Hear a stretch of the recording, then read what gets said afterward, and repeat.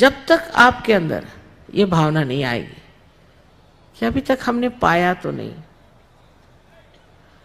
अभी हमें मिला नहीं, ये हमें मिलना चाहिए, इसके लिए नम्रता हो कि हमें ये चीज मिलनी चाहिए, ये मन से इच्छा हो, ये शुद्ध इच्छा हो, तो क्यों ना हो जाए।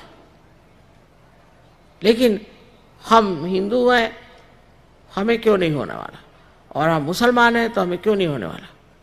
नहीं होने वाला।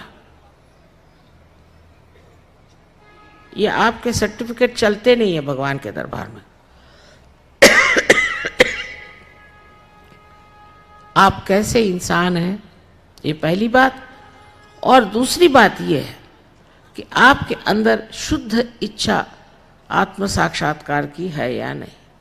किसी भी धर्म के आप हो, उससे कोई फर्क नहीं पड़ने वाला। आपके अंदर शुद्ध इच्छा ये होनी चाहिए कि हमें आत्म साक्षात्कार हो जाए।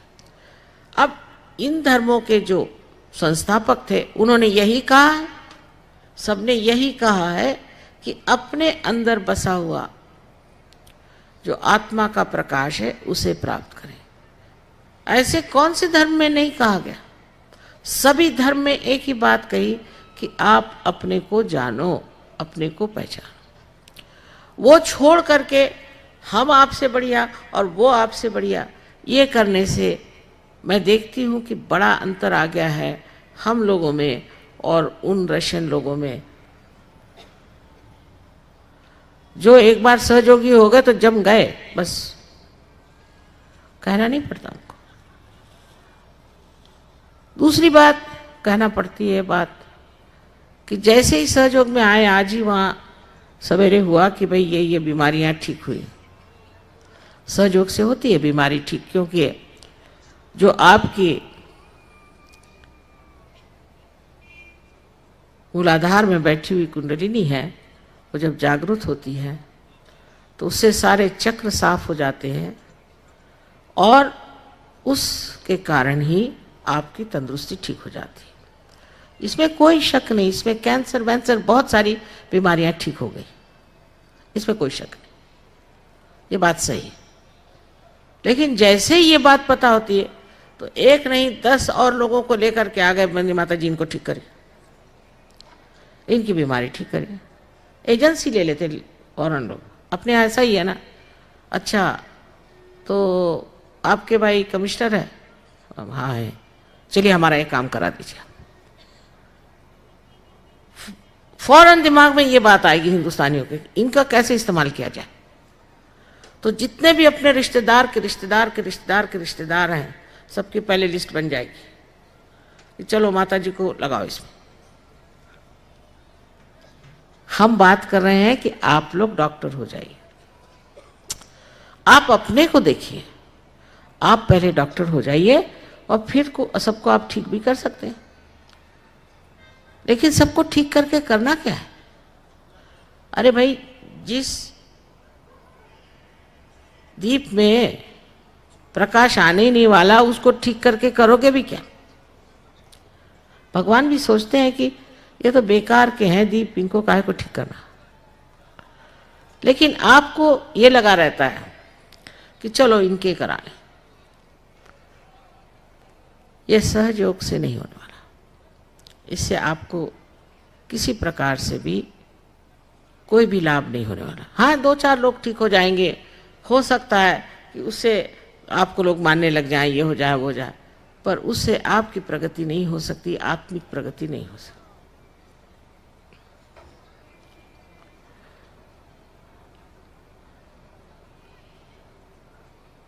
इसी प्रकार जो हमारे अंदर अनेक कुसंस्कार भरे हुए हैं वो जोर मारते हैं, उसे हमें समझ लेना चाहिए। जैसे किसी झूठे गुरु के यहाँ जा रहे हैं, अब माना कि वो 420 है, किसी तरह से हाथ घुमा के वो आपको सोने की चीज कोई देता है, पता हो गया, सबने कह दिया कि वो 420 है, पता हो गया, पेपर में भी आ गया, सब दूर हो गया, तो भी उन्हीं के शरणागत चले। क्यों भाई? अरे भाई इतने साल से कर रहे हैं, अब कैसे छोड़ेंगे? जैसे कोई शराब पीते हैं ना, उसी तरह लोग गुरु के पीछे लगे रहते। अब सहज में कहा गया कि भाई झूठे गुरु के पीछे मत जाओ, तो वहाँ हम सहज भी कर लेते हैं और गुरु को भी रख लेते हैं। तो ऐसे ही हुआ कि एक पैर मगर के मुंह में डालो और एक ना बोट में रखो और कहो कि हमें पार ले जाओ, आपके साथ वो मगर भी चलाएगा।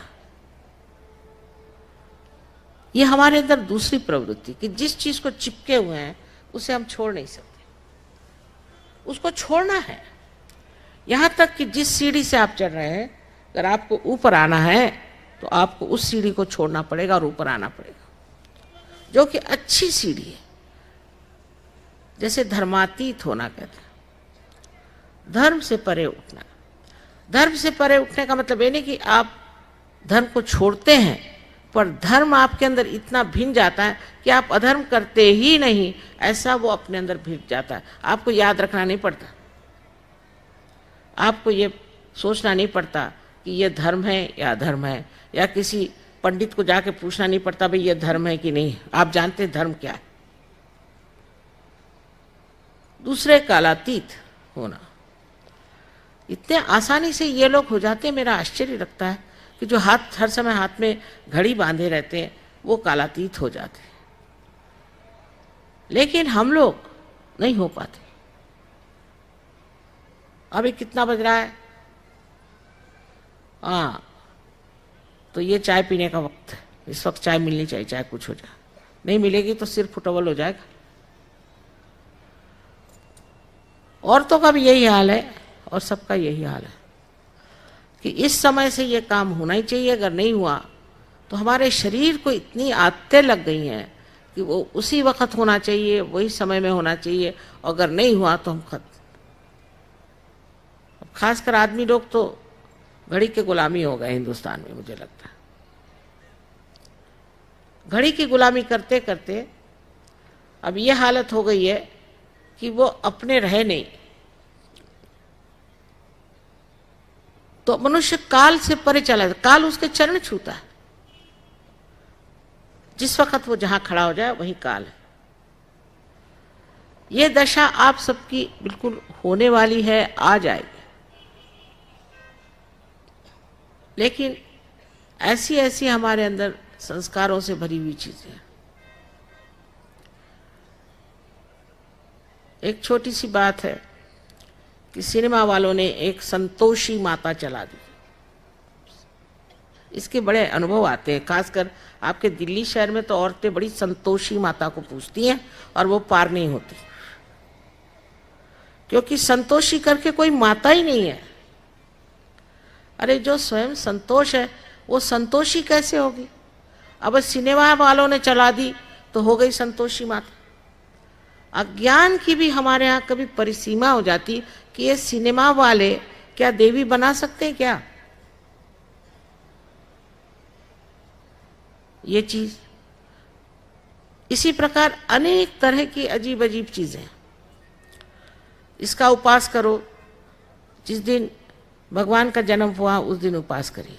जिस दिन जन्म होता है तो आप क्या सूतक कर रहे हैं क्या? उस दिन काय को उपास करने का? भगवान के नाम पे तो उपास करना ही नहीं चाहिए। वो क्या चाहते आप उपास करें? अब किसी से कह रहे उपास करने की जरूरत नहीं। अरे माँ मैं इतने साल से उपास कर रही हूँ, काय को करे भाई? अगर किसी को नाराज करना हो, खासकर माँ को, तो उपास करो। इस प्रकार अनेक तरह की चीजें हमारे अंदर भरी है, वो चाहे आप किसी भी धर्म के हो जाए। अब ये धर्म का उपकार के अनुपकार कहूं मैं कि जिसके कारण लोग पार ही नहीं होते। तरह तरह की अजीब सजीब बातें हमारे अंदर घुस पड़ी। जब हम इस हालत में हैं अभी, उसी वक्त विदेश से अब उनका भी मारा आ रहा है। वो भी अपने कपड़े शपड़े लेकर के पहुंच रहे हैं यहाँ पर, क्योंकि वहाँ बिकते नहीं है। वहाँ रिसेशन आ गया तो अब मेजर साहब आए थे बेचने के लिए यहाँ कि तुम बेवकूफ़ हिंदुस्तानी तुम लोग खरीदो,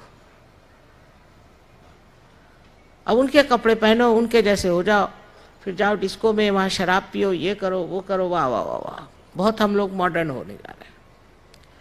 सो इधर से ना निकले तो उधर चले। अगर माँ बाप ये सब धंधे करते हैं तो बच्चे डिस्को में जाते हैं। और दूसरों से कोई चीज लेने, फॉरेन की चीज लेने में हम लोग सोचते हैं बड़ी महत्ता है। साहब मैं फॉरेन में बहुत साल रही हूँ और घूमी हूँ, मुझे तो वहाँ सिवाय कागज के सिवाय और तो कोई चीज दिखाई नहीं दी जो अपने से अच्छी बनाते हैं। सच्ची बात है।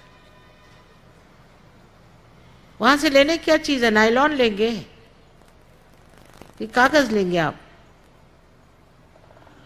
वहां से कौन सी चीज आपको अच्छी लगती है? ठीक है, एक रेडियो ले लिया, समझ लो टेलीविजन एक बार ले लिया, फिर उसके बाद फॉरेन की चीज अपने को इतनी अच्छी क्यों लगती है? मेरी आज तक ये समझ में नहीं आया। एक दिन ऐसी बात थी कि हमारे पति के एक दोस्त थे, उन्होंने कहा कि कोई अच्छा सा प्रेजेंट ले आओ इनके लिए, बहुत बढ़िया। तो मैं खादी भंडार में गई, वहां हाथी दांत का एक बड़ा सुंदर हितोपदेश श्री कृष्ण और अर्जुन का रथ सहित बना हुआ था, वो मैंने खरीद लिया। खरीदने के बाद मैंने सोचा अब इस पे लपेटे क्या, तो वहां पर कुछ अजीब सजीब पुट्ठे की चीजें थी। उनका भाई इसका ये डब्बा है, मैंने कहा भाई ये डब्बा तो चलेगा नहीं, वो तो जरा अंग्रेजियत वाले साहब हैं। तो मैं भटकी, बहुत भटकी कि अच्छा कागज मिल जाए, तो कोई कागज अच्छा मिला नहीं। मैंने कहा अब क्या करें, फिर जैसा भी मिला वो कागज लपेट करके मैंने उन्हें दिया। कागज देख के साहब चौंके, हमारे साहब भी चौंके कि ये क्या कागज है। मैंने कहा भाई देखो, कागज तुम खोल के देख लो, ये हिंदुस्तान है, अच्छा कागज नहीं बनता। जैसे ही खोला उनकी आंखें निकल आई।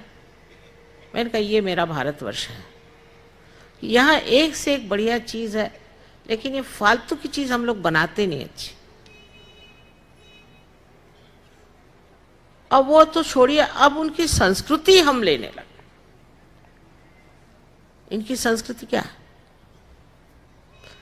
सत्यानाश हो रहा है उनका, ये भी समझ लीजिए, उनका सत्यानाश हो रहा है।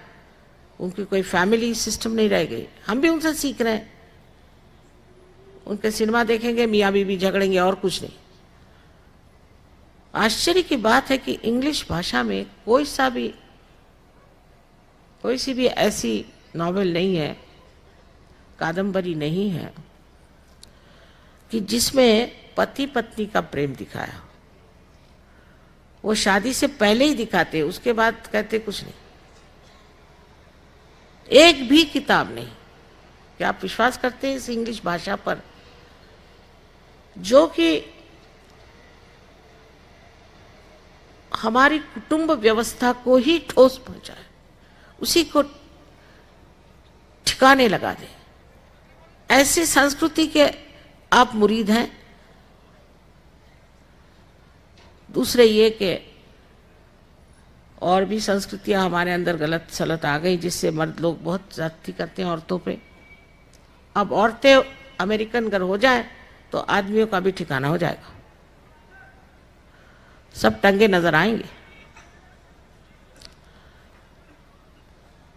तो इसकी तरफ भी हमारी रुझान क्यों है, मेरी समझ नहीं आती। जो हमारे देश की संस्कृति है, बहुत ऊंची संस्कृति है, उसको आप हिंदू कहिए, कुछ कहिए, लेकिन जो भारतीय संस्कृति है वो सब में है। किसी भी धर्म का आदमी होगा यहाँ उस संस्कृति को मानता है। उसका भी हमारे ऊपर एक आघात चला आ रहा है। अजीब सजीब कपड़े, अभी मैं रास्ते में देख रही थी, लड़कियां अजीब सजीब कपड़े पहने घूम रही। आदमियों जैसे कपड़े औरतों ने पहने, औरतों जैसे कपड़े आदमियों ने पहने। कुछ समझ ही नहीं आ रहा था आदमी कौन है, औरत कौन। और माँ बाप कुछ मना नहीं करते, कुछ कहते नहीं, कुछ उनकी ओर ध्यान ही नहीं। इस तरह के लोग सहज में नहीं उतर सकते। आपको आश्चर्य होगा, सबसे कम सहज में लोग अमेरिका के हैं, सबसे कम। उसकी वजह ऊट पटांग लोग हैं। उनके अंदर संस्कृति कहाँ से आए? अभी अभी तो वो बेचारे 200 वर्ष पूर्व वो एक देश बने, लेकिन हम तो अनादि है। हमारे यहाँ क्या नहीं हुआ। सहज भी चीज हमारे ही भारतवर्ष की, इसी देश में, इसी भारतवर्ष में सहयोग हजारों वर्षों से लोग करते आए। फर्क इतना ही था कि पहले एक गुरु को एक ही शिष्य होता था। करते करते करते 12वीं शताब्दी में फैलने लग गया और 16वीं शताब्दी में आप जानते ही हैं सब ने इसकी बात करी। सहज समाधि लागो, नानक साहब ने कह दी। कबीर ने कहा ईरा पिंगला सुख मन नाड़ी ने। कोई जानता भी नहीं इसका मतलब। कैसे कैसे लोग हो गए 16वीं शताब्दी में, चाहे वो महाराष्ट्र में हो, चाहे वो साउथ में हो, चाहे वो पंजाब में हो, और चाहे वो उत्तर प्रदेश में। वो सब अवलिया लोग, साधु लोग, ये सब क्या बेकार की बातें कर गए? इतने ज्यादा तो किसी भी देश में नहीं हुए। लेकिन हम लोगों पर उनका असर नहीं। और उससे एक और अजीब बात अब चल पड़ी है कि कुछ लोग जो अपने को बहुत विद्वान और इंटेलेक्चुअल समझते हैं, वो एक चौखट बना के उसी में सबको घुमाना चाहते हैं। इस देश में तो अनंत की बात कही गई है, उसको समझने के लिए ये बुद्धि बिल्कुल अयोग्य है, नालायक है, समझ नहीं सकती। जो अनंत की बातें हमारे यहाँ कही गई, उसमें तो आपको उतरना पड़ता है सूक्ष्म में, आत्मा स्वरूप में। ऐसे महान देश में आपने जन्म लिया और आपके इस महान देश की और सारे संसार की दृष्टि है और सब सोच रहे हैं कि न जाने यहाँ पर कैसे कैसे आध्यात्मिक गुण लोगों में होंगे। इसी उम्मीद में यहाँ आते हैं और सोचते हैं कि बड़े आध्यात्मिक लोग हैं। सब दूर मैं सुनती हूँ यही बात। हिंदुस्तान को अगर किसी चीज में बहुत गर्व होना चाहिए तो वो हमारा अध्यात्म है। सारे दुनिया में पेड़ जैसे बढ़ गई है उनकी संस्कृति, उनका सिविलाइजेशन, लेकिन हमारा ज्ञान जो है वो मूल का है। इस मूल को जब तक आप प्राप्त नहीं करेंगे तो ये पेड़ सारे गिर जाएंगे और गिर ही रहे हैं, नष्ट हो रहे हैं। और ये मूल अपने भारतवर्ष में। आपको अंग्रेज होने की कोई जरूरत नहीं। उसमें क्या है, उन लोग के पास है क्या?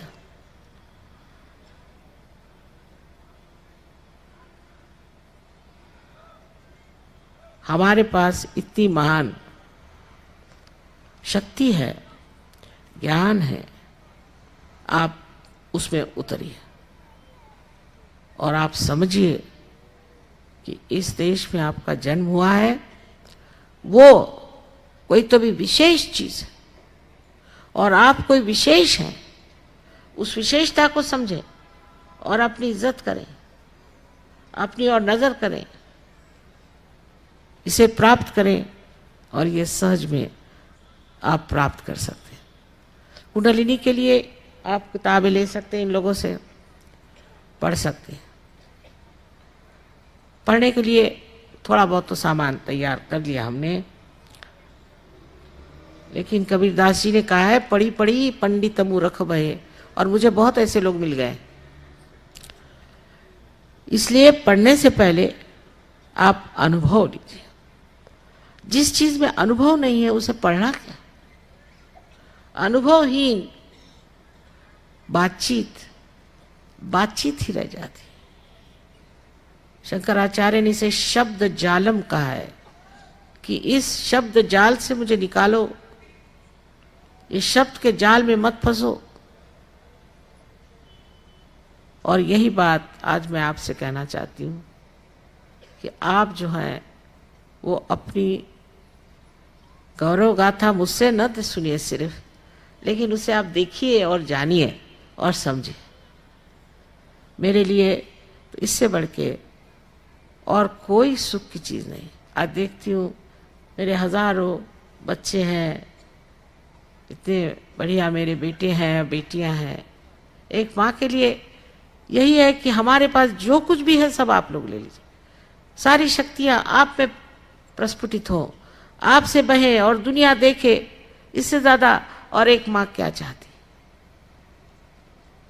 आशा है आप लोग मेरी बात को समझेंगे और आज ही सब लोग पार हो जाएंगे।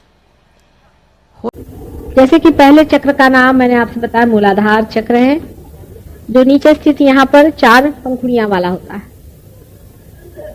और इस चक्र से, क्योंकि ये सूक्ष्म चक्र है और इसका जो जड़ आविर्भाव है, इसका जो ग्रोस एक्सप्रेशन है, उसे पेल्विक प्लेक्सस कहते हैं।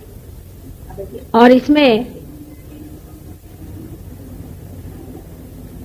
श्री गणेश के बहुत ही पवित्र चरण रहते हैं। और उससे ऊपर जो त्रिकोणाकार यहां बना हुआ है, इसमें कुंडलिनी का स्थान है। और यह बड़ा भारी इंपॉर्टेंट पॉइंट मैंने आपसे बताया था कि श्री गणेश नीचे होते हैं और कुंडलिनी ऊपर होती है। ये बहुत समझने की बात है।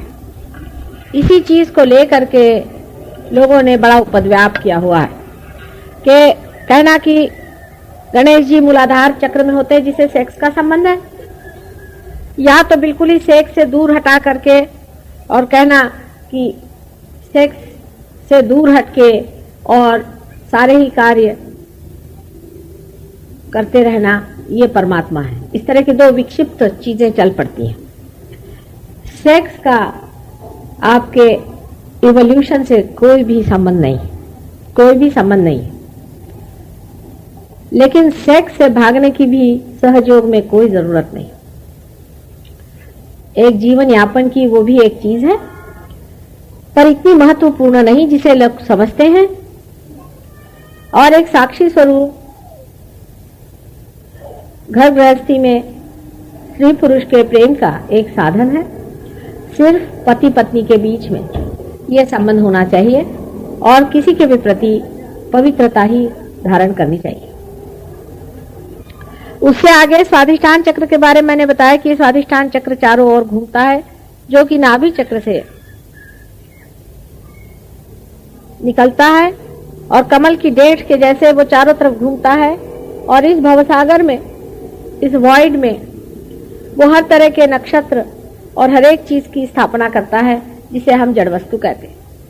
पृथ्वी तत्व तक उसकी कार्य होता रहता है। जब मनुष्य कोई सा भी इस तरह का क्रिएशन का कार्य करता है, तब वो इसी चक्र को इस्तेमाल करता है। इसमें ब्रह्मदेव और सरस्वती जी की शक्ति कार्य करती है।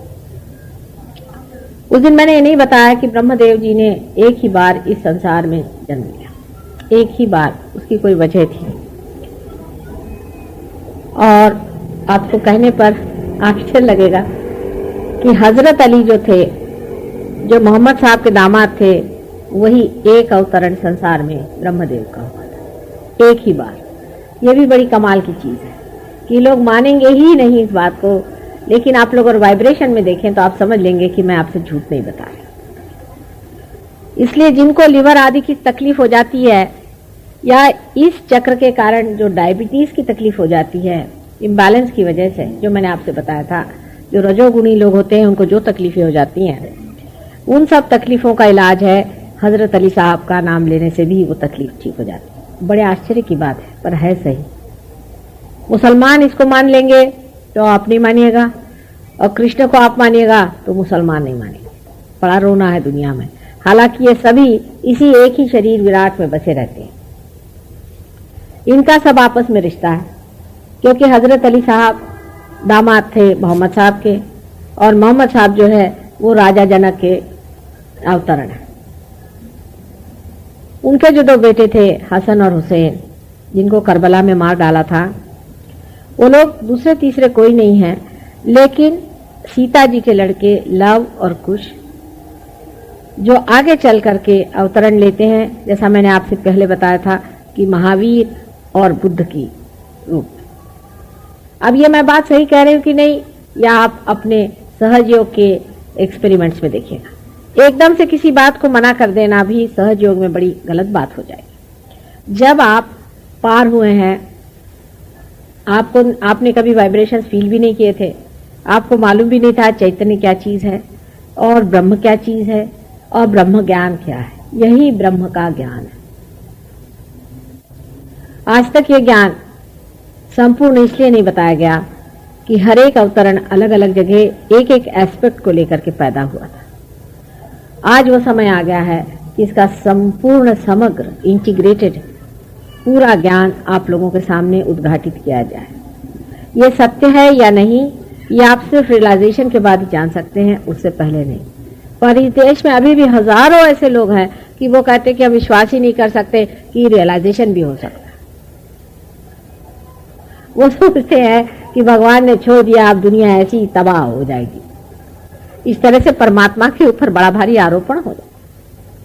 जिसने ये सृष्टि बनाई उसको तो इसकी चिंता है ही, उसका कोई ना कोई अर्थ तो निकलना चाहिए, उसकी मीनिंग कुछ तो लगनी चाहिए, नहीं तो इस मेहनत का क्या मतलब हुआ। पर मनुष्य इतना अक्लमंद बनता है कि वो परमात्मा के बारे में भी पक्के दिमाग से यही कहता है कि हाँ ऐसे तो हो ही नहीं सकता, मुझे पूर्ण विश्वास है, आई बिलीव।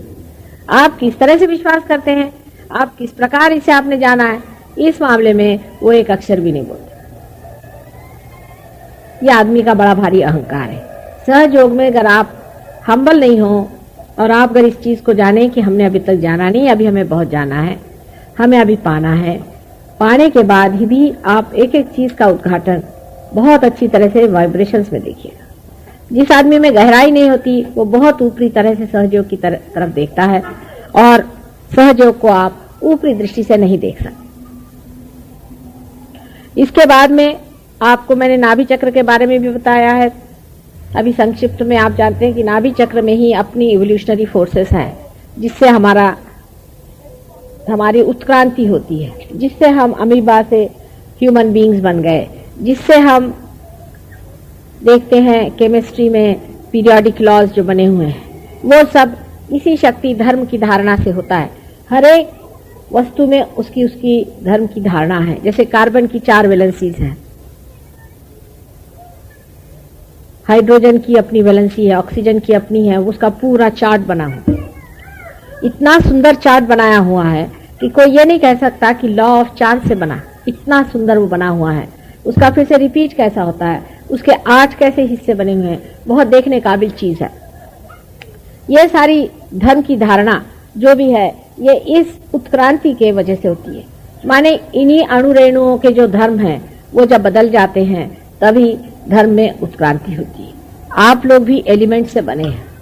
इन एलिमेंट्स की जब धर्म की स्थिति बदल गई तभी आप धीरे धीरे उत्क्रांति को पहुंचते हुए आज मानव बन गए। अब मानव से सिर्फ एक ही सीढ़ी और जाने से ही आप उस दशा में पहुंच जाइएगा जिसे हम कहते हैं कि आप पार हो गए। लेकिन पार होना क्या है ये मैं इस लेक्चर के अंत में बताऊंगी।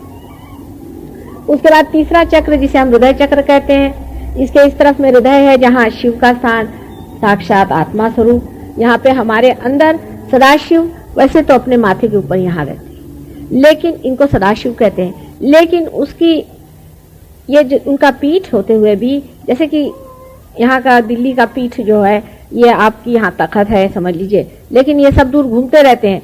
इसी प्रकार हालांकि पीठ ये है, लेकिन उनका चक्र जो है वो उदय में कहना चाहिए, या उसको कहना चाहिए कि वहाँ उनका प्रतिबिंब है जो आत्मा स्वरूप वहाँ रहता है। ये आत्मा हर समय शरीर में से निकल के और बाहर की ओर आता है और बहुत बार भटकता है, इधर उधर देखता है और सारी बात की खबर रखता है। यही आत्मा जो है, इसे कृष्ण ने क्षेत्रज्ञ कहा है। यही जो है जो क्षेत्र को जानने वाला क्षेत्रज्ञ आत्मा स्वरूप अपने हृदय में बसते, यही परमात्मा और जिसे मनुष्य परमेश्वरी शक्ति के नाम से जानते हैं, उसका द्योतक है। इसके बीचों बीच जो चक्र है, जिसे कि हम हृदय चक्र कहते हैं, जो कि कार्डियक प्लेक्सस को चलाता है, ये हृदय चक्र में जगदम्बा का स्थान है, दुर्गा जी का स्थान है, जिनको हमने 1000 शब्दों में वर्णित किया है, लेकिन उन्होंने अनेक और भी जन्म लिए हैं। ये इस भवसागर में आती हैं और यहाँ पर जो जो भक्त लोग परेशान रहते हैं उनको आकर के चेतना देती और उनके अंदर शक्ति भरती हैं। और इन्होंने अनेक बार इसीलिए जन्म लिया कि भक्तों की रक्षा करें और उसके अंदर वो शक्ति दे, जिससे वो दुष्टों का नाश कर सकें और दुष्टों का पारिपत्य कर सकें। उससे इस साइड में यहाँ पर बनाए नहीं है, लेकिन स्थान है यहाँ पर भी, जिसे कि हम राइट साइड में कहते हैं चक्र है। ये चक्र आप देख रहे हैं कि रजोगुण पे, या जिसके कहते हैं पिंगला नाड़ी पर, यहाँ पर इसकी मर्यादा बनी हुई है और यहाँ मर्यादा पुरुषोत्तम श्री राम का स्थान है। यहाँ से 10 अवतरण में से 8वां अवतरण यहाँ पर हुआ और उसके बाद वो एक तरफ हो गए, क्योंकि उनको ये भी भुला दिया गया था कि वो अवतार है। वो पूर्णतया मनुष्य के रूप में संसार में रहे, क्योंकि मानव को ये बताना था कि एक आदर्श मनुष्य किस तक पहुंच सकता है, किस हद तक पहुंच सकता है। इसलिए मैंने आपसे बताया था कि जिस मनुष्य के अपने पिता से संबंध ठीक नहीं हो, या अपनी पत्नी से संबंध ठीक नहीं हो, या जो प्रजा ठीक न हो, जो राजा ठीक न हो, या जो अपने बेटों के साथ अच्छा व्यवहार नहीं करता हो, ऐसे आदमी का ये चक्र पकड़ता है। अगर ये किसी आदमी का चक्र पकड़ा हुआ है तो उसको जान लेना चाहिए कि कहीं न कहीं उसके व्यवहार में मर्यादा नहीं रह चुकी। स्त्री का अपना स्थान होता है। बहुत से आदमियों की ऐसी गंदी आदत होती है कि अपने स्त्री को अत्यंत बुरी तरह से और बहुत ही गंदी दशा में रखते हैं और खुद बहुत अच्छी हालत में रहते हैं, क्योंकि वो सोचते हैं कि हम जैसा चाहे वैसा होगा, या उनको बहुत सताते हैं, उनको बहुत पीड़ा देते हैं। और बहुत से आदमी ऐसे भी होते हैं कि जिनमें एक पत्नी व्रत नहीं रहता। या तो आप विवाह ना करें, अगर आप विवाह करते हैं तो जो कुछ भी विवाह के उसके जो मंगल पद हैं उनके साथ आपको रहना चाहिए। जो आदमी विवाह करके और उसका उल्लंघन करता है, उसको विवाह करने का कोई अधिकार नहीं और वो इसलिए शासित होता है। हम लोग इसको कुछ समझते ही नहीं है। आजकल ऐसी दुनिया हो गई कि हम इस चीज को कुछ समझते ही नहीं है। हम सोचते हैं कि वाह, हम तो राजा साहब हो गए और हमारी तो मैत्रानी घर में, उसके साथ जैसा भी व्यवहार करें हमें तो कुछ करता ही नहीं। ये बात नहीं, आपका ये चक्र पकड़ जाता है। और फिजिकली क्या होता है, फिजिकली जब ये चक्र पकड़ता है तो आपको श्वास की बीमारी लगती है, आपका सांस फूलने लग जाता है। अनायास आप चलते हैं तो आपको लगता है मेरा श्वास फूल रहा है। आप में बड़ा क्रोध आ सकता है, इससे क्रोध भी बहुत आ सकता है और इससे आगे चल करके आपको कैंसर हो सकता है लंग्स का, और इस तरह की अनेक बीमारियां हो सकती है। ये जरूरी नहीं कि ये सारी चीजें आपको इसी चक्र की वजह से हो, अनेक चक्रों से भी हो सकती है, लेकिन एक बीमारी से हो सकती है इस तरह से।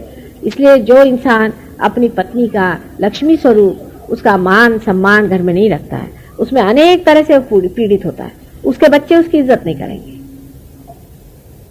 और अगर बच्चे ने उसकी इज्जत भी की तो भी वे व्यर्थ जाएंगे, क्योंकि माँ ये शक्ति स्वरूप होती। अपने देश में माँ का बड़ा मान है, और जब पुरुष ये समझ लेता है कि मेरे बच्चों की माँ है, तब उसे लक्ष्मी स्वरूप अगर न समझे तो उसने श्री रामचंद्र जी को नाराज कर दिया। इतना ही नहीं, हनुमान जी को नाराज कर दिया। हनुमान जी की तो ये दशा थी कि उन्होंने रामचंद्र जी के विरोध में भी सीता जी को सपोर्ट किया था। तो ऐसे हनुमान जी से बहुत बच के रहना पड़ता है। हनुमान जी तो आप जानते हैं कि बड़ी बीहड़ देवता है। वो अगर कभी नाराज हो जाए तो वो सीधे सीधे नाराज नहीं होते हैं, उनके तरीके इतने गड़बड़ होते हैं कि आप लोग बिल्कुल उनके चक्कर में मत आइए। मैं आपसे सच बताती हूँ कि वास्तविक मनुष्य समझ ही नहीं पाता है कि हम अनायास ही कितने दुख बेकारी में अपने पे जोड़ते हैं। और लोग कहते हैं तो भगवान ने ही सब दुख बनाए। क्या भगवान ने कहा था कि आप विवाह करो, विवाह वेदी पर पत्नी बनाओ और उसके बाद में बेवकूफियां करते घूमो? विवाह संता जरूर भगवान ने बनाई है। हर विवाह संस्था में वो खुद हाजिर होते हैं, ये भी बात सही है, लेकिन विवाह के बंधन को हम उसको मंगल और शुभ और कल्याणकारी बनाते हैं कि एक आफत मचाए रखते हैं। खासकर आजकल के जमाने में इतनी गंदी कथा चल पड़ी है कि जब भी मजाक करना हो तो पत्नी का मजाक करते हैं। पत्नी ये बहुत बड़ी पूजनीय चीज है। ऐसा कहा जाता है, यत्र नार्या पूजन्ते तत्र रमन्ते देवता। जहाँ पे स्त्री पूजनीय होती है और पूजी जाती है वहीं देवता का रमन होता है। आजकल जो इतने राक्षस यहाँ आ गए हैं, इसका कारण यही है कि यहाँ नारी जाति का बड़ा अपमान होता है। हालांकि मैं आपसे ये कहूंगी कि हिंदुस्तान की स्त्री जैसे स्त्री आपको संसार में नहीं मिलेगी, हिंदुस्तान की माँ जैसी माँ आपको संसार में नहीं मिलेगी। हम लंदन में रहते हैं, हमने देखा, हमें तो आश्चर्य होता है कि वहाँ की माएँ हैं कि दाइयाँ भी उससे अच्छी अपनी यहाँ की इस तरह से वो लेती, बिल्कुल मर्सीनरी। बच्चों के प्रति उनको कोई प्रेम नहीं, पति के प्रति उनको कोई प्रेम नहीं। जरा सी कोई चीज गड़बड़ हो गई तो डिवोर्स करने को खड़ी हो जाती है। घर में कोई काम नहीं करती है, आदमी को सुबह से शाम तक बिल्कुल उन्होंने बेहतर बना दिया। आदमी को तो हालत ऐसी चौपटा दी है और कहते हैं कि हम भी पहले हिंदुस्तानी औरतें जैसी थी, लेकिन हमने समझ लिया कि आदमी ऐसे नहीं ठीक होता तो उसके हम खोपड़ी पे चढ़ गए। अगर औरत घर उत्पात करे तो आदमी का कोई ठौर नहीं। इसलिए मेहरबानी से आप जरा से समझ में आए, इस पे विचार करें कि आप होंगे बहुत बुद्धिमान होंगे, लेकिन स्त्री का अपना स्थान है, आपका अपना स्थान है।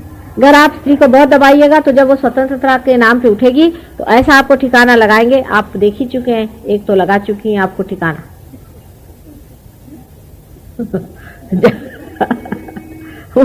वो उसी यूपी के देश से पैदा हुई जहाँ सीता जी को घर से निकाल दिया था, और अब देखिए जो आई हुई है इस तरह के नमूने। इसलिए आप समझ लीजिए कि औरत की जो सहिष्णुता है, उसका जो प्रेम है, उसका महत्व करना चाहिए, क्योंकि प्रेम संसार में आप खरीद नहीं सकते। जब औरत क्रूएल हो जाती है तो सोच लिए कि वो मनुष्य भी ज्यादा इतनी भयंकर नराधम हो जाती है कि आप उससे मुकाबला नहीं ले सकते। इसलिए अपने यहाँ अपनी लड़कियों का आदर करना, अपनी पत्नी का आदर करना, ये बहुत जरूरी है। उससे ऊपर का जो चक्र है, जिसे कि हम विशुद्धि चक्र कहते हैं, इसके बारे में भी मैंने आपसे बताया था कि ये श्री कृष्ण का चक्र है, इसमें राधा जी का वास है। जब श्री कृष्ण जी संसार में आए तब पहली मर्तबा मनुष्य की अवेयरनेस में, उसकी चेतना में डिप्लोमेसी का सेंस आया। उससे पहले उसको डिप्लोमेसी मालूम नहीं थी, वो सीधे स्ट्रेट फॉरवर्ड चलता था, नाक के सिधार में। उसके बाद कृष्ण ने कहा कि ये टेढ़े लोग हैं, इनमें डिप्लोमेसी भरनी चाहिए। और डिप्लोमेसी का मतलब ये होता है कि जो शुद्ध और पवित्र डिप्लोमेसी होती है वो मनुष्य के लिए कल्याणकारी होती है, अत्यंत उस हितकारिणी होती है। जैसे आप जानते हैं कि उनको रणछोड़ दास कहा जाता है। एक बार एक राक्षस को ऐसा वरदान मिला था कि उसको कोई नहीं मार सकता था। ब्रह्मा विष्णु महेश कोई भी उसको नहीं मार सकते थे, और उसने कृष्ण की सारी सेना को मारना शुरू कर दिया। और कृष्ण जी भी वहां उसके साथ समझ गए थे कि ये इसको तो कोई मार नहीं सकता क्योंकि इसको वरदान मिला है, तो लेकिन इसका मारना जरूरी है कि उन्होंने हाहाकार मचा दिया, त्राही त्राही कर दी। अब क्या करें, क्योंकि इनको तो वरदान मिला हुआ है। तो उन्होंने ये सोचा कि ठीक है, इनका इलाज किया जाए। तो एक ऋषि थे, बहुत तपस्वी ऋषि थे, और ये ऋषि लोगों को एक जरूर मिल जाती है आशीर्वाद स्वरूप एक शक्ति कि वो किसी को चाहे भस्म कर सकते हैं। तो ये ऋषि जी ने बड़ी तपस्विता की थी और ये सो गए थे और वर्षों से सो रहे थे। तो उनको ये वरदान था कि जिस आदमी को आप पहली मर्तबा आंख खोल के देखिएगा वो भस्म हो जाएगा, चाहे वो कोई भी। तो ये रणछोड़ दास जी भागते भागते और इस राक्षस को अपने साथ लेते हुए, राक्षस उनको फॉलो कर रहा था, उसकी गुफा में गए और जाकर के उस पे ऊपर एक कपड़ा डाल दिया, अपनी जो शॉल थी उस पर बिछा दी। इसने सोचा, राक्षस ने सोचा कि ठीक है यही कृष्ण सो रहा है। तो उन्होंने खूब चिल्लाया, अच्छा आप पकड़ में आ गए, अब कहाँ जाओगे, तुमको तो अब कोई बचा नहीं सकता, मैं तो वरदान में हूँ, और चलो। और जैसे ही उन्होंने उनका कपड़ा खींचा वैसे ही उठते ही था, इन्होंने उनको भस्म कर दिया। ये डिप्लोमेसी, लेकिन ये कल्याणकारी और हितकारिणी है। कृष्ण का संहार भी हितकारिणी है। लोग अहिंसा अहिंसा कहते रहते हैं, अहिंसा का कोई अर्थ ही नहीं समझता है। लोग कहते हैं कि जैन लोग खास करके कहते हैं कि कृष्ण बहुत खराब थे, वो तो परमात्मा हो ही नहीं सकते और वो किसी काम के नहीं क्योंकि उन्होंने हिंसा करी। अगर राक्षसों की हिंसा अगर परमात्मा नहीं करेगा तो क्या राक्षस कहने आओ मुझे खाओ, और भाई तू सबको खाता रहे, राक्षसों को ये कहना है। इनकी तो रक्षा नहीं करनी चाहिए ना, या उनके लिए आप भेजिए बना करके सब लोगों के शरीर को काट काट के भेजे कि हाँ खाओ भाई, तुम्हारा ये खाना है, हम भेज रहे हैं, क्योंकि हम तो साधु सन्यासी सहयोगी। राक्षसों का तो हनन करना ही जरूरी है, उनको बगैर हनन के नहीं होता, क्योंकि राक्षस वो जाति होती है जिसके पास में आत्मा नहीं, जिसके अंदर कुंडलिनी नहीं होती, और उनकी आंखें बिल्लियों जैसी होती है। आपने बिल्लियों की आंखें देखी होगी, कभी देखी है? बिल्ली की आंख एकदम से झपक करके एकदम बंद हो जाती है और अंदर की तरफ मुड़ जाती है। ऐसे राक्षस आजकल बहुत है, कम से कम 16 राक्षसों ने जन्म लिया है और 6 राक्षसी ने जन्म लिया है। आप देखें उनकी आंखें, आप जाके देखें तो पता चलेगा, कभी कभी वो अपनी आंखें ऊपर ही नहीं करें। ऐसे राक्षस कलयुग में इतने सारे आ गए और आपके खोपड़ियों में भी घुस गए। मुझे तो ये लगता है कृष्ण ने ये कहा था कि भाई परित्राणाय साधुनाम विनाशाय च दुष्कृताम, लेकिन यहाँ तो मैं देखती हूँ कि कोई पूरा साधु ही नहीं है। किसी के सिर में एक योगी घुसा है, किसी के सिर में दूसरा भूत घुसा है, किसी के सिर में तीसरा भूत घुसा है। जिसको देखो वो कोई ना कोई गुरु का भूत घुसा करके यहाँ आता। अब उनसे मैं कहूँ कि बेटे तेरे अंदर ये भूत घुसा है, तो मुझे मारने को दौड़ता। और इसी कारण संसार में कंफ्यूजन हो गया, और ये जो आज कलयुग बना हुआ है इसी कारण कंफ्यूजिंग।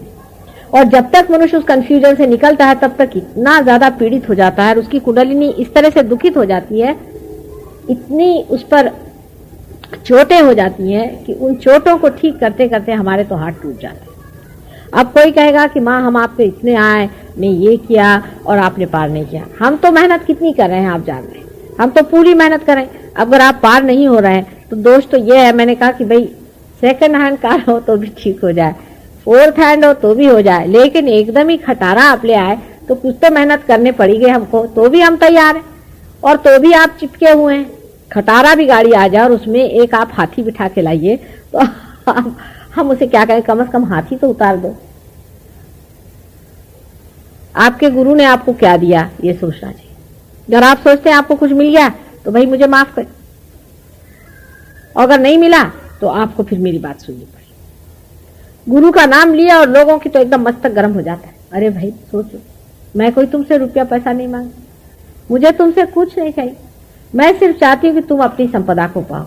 और अगर वो संपदा नहीं मिल रही है तो मैं तुमसे बता रही हूँ कि जिसको आदमी को, जिसको भी तुमने अपना गुरु माना है, ये गुरु के योग्य नहीं, इसको क्यों माना तुमने, उसका कारण मैं अब आपको आगे बताऊंगी।